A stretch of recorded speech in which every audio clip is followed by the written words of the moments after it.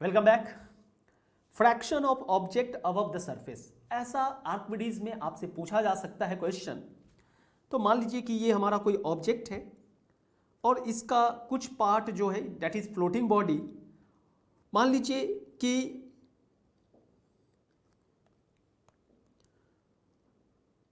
Y part बाहर है और अपना एक्स पार्ट जो है वो पानी के अंदर है।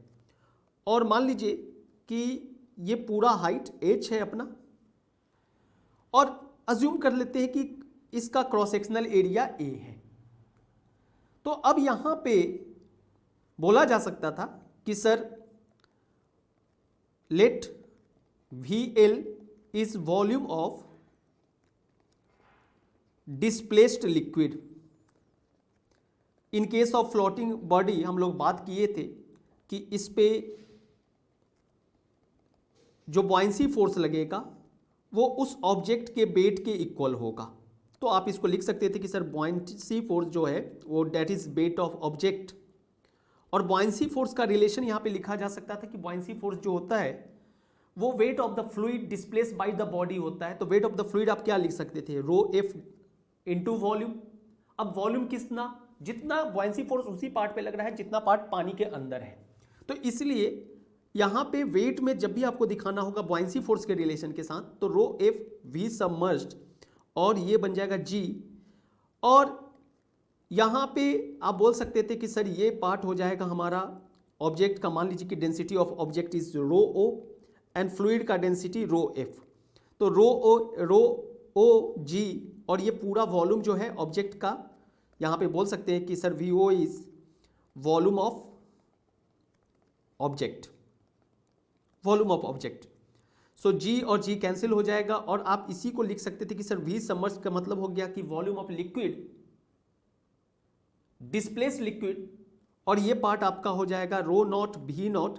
अब इसी को आप ऐसा भी तो लिख सकते थे कि sir V L by V naught is equal to rho naught by rho L, और दोनों तरफ one minus V naught one minus rho naught by rho L.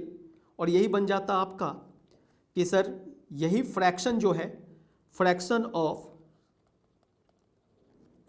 Of object above the surface is